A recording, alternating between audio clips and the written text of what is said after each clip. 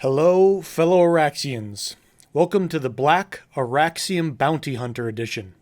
If you've been at this a while, and you're bumping into the ceiling on things you can do, you may want to go after the elusive black camo, or some of the more difficult Auraxium armors. Now there are plenty of weapons in the Black Camo Directive that require only certs, like the candy cannon.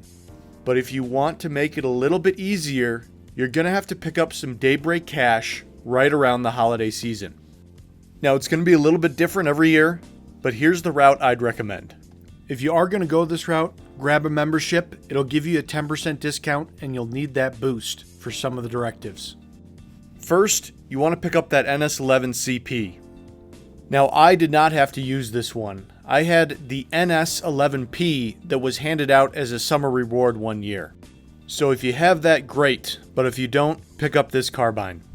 Now both the 2nd anniversary and the 4th anniversary bundle are great for going after the black camo. I went with the 2nd anniversary bundle because it really helped me focus on finishing the Heavy Assault Auraxium armor. And then finally, you're going to want to pick up that NS15 MP. So at this point, you're into it for about 80 bucks. But you've got a membership that comes along with some bonuses. You've got a 6-month, 50% experience boost.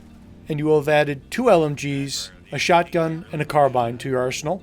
Not to mention a knife and some cool armor. Now, while you have your month of membership running, the first one I'd recommend doing is the Bounty Directive. As long as you start with about 2,000 certs, you should be able to complete the entire Bounty Directive without spending any more Daybreak cash. The key to the Bounty Directive is finding low pop fights, ideally where the enemy outnumbers you, so you can get plenty of bounties running around out there. The toughest part I found about the Bounty Directive was just getting the bounties out onto people.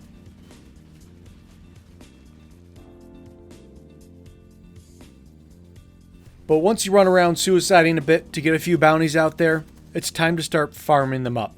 Now here's a quick look at the weapons I used to complete it. Now in my case, I had the NS11P, so I did the assault rifle line.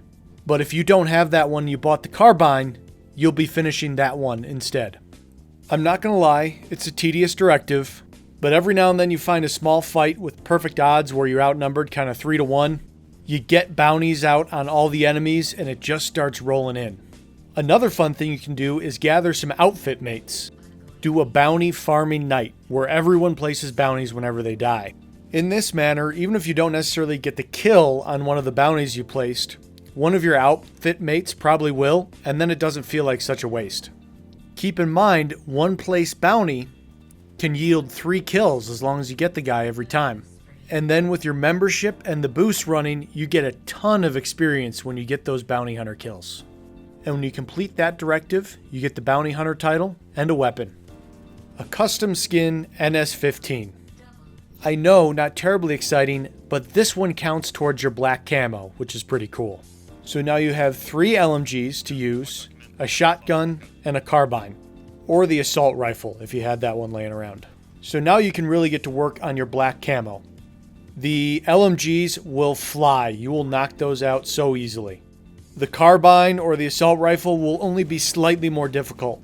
I found the shotgun the most painful part of the job. But grind that one out and congrats on your black camo. Now if you paid up for those LMGs, to be honest, those directives end up being pretty darn easy. The Heavy Assault Auraxium I found to be a real grind. The air-to-air seems pretty daunting, but you figure out how to farm up those ribbons and it starts going pretty quick. If you're TR, carry your striker everywhere.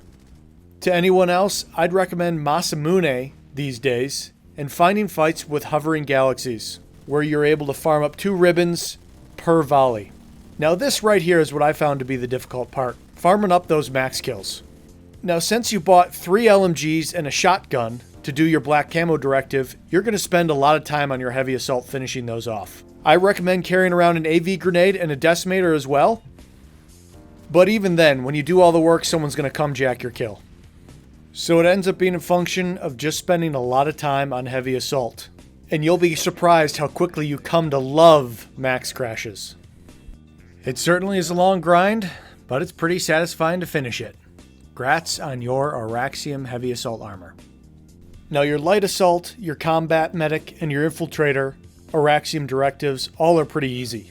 If you just naturally play those classes, you will end up with your Auraxium armor. The engineer is a little bit more work, and that comes down to the turret slot.